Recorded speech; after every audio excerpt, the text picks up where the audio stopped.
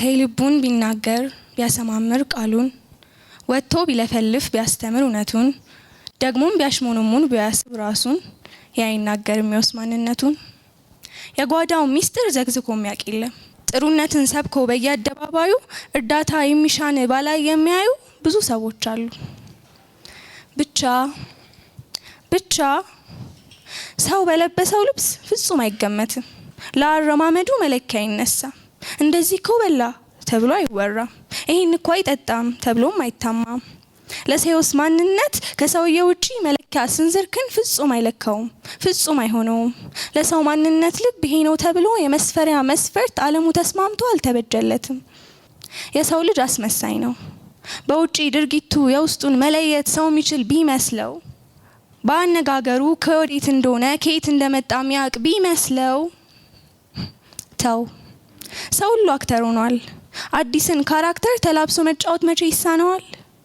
ልክ እንደዚያ ጊዜ ልክ እንደባለፈው ጴጥሮስ ባወራሩ የኢየሱስ እንደሆነ ሰው ሁሉ እንዳወቀው አሁን እንደዚያ መስሎክ? ፍጹም አትሳሳት። ጊዜው ተቀይሯል። ጊዜ በጣም በሮ ሰው የማን እንደሆነ ማወቅ ተስኖናል። ከሰው ጋር ተቀምጦ እየተሳሳቀ ካንተ ጋር ተቀምጦ እየተሳሳቀ ውስጡ እያለቀሰ እየተሳቀቀ መሆኑን አውቀሃል?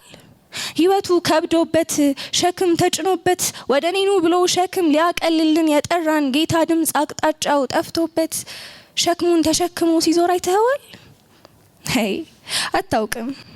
አታውቁም። የሰው ውስጥ ምን እየተሰራ ምን እየተብላላ እንደሆነ አታውቁም። የሰውየውን ፊት ወዝ ማማሩን እንጂ የውስጡን መገርጣት መደፍረስ መጎዳት ለይታችሁ በርግጥ ሲጀምር በፍጹም አትለዩም።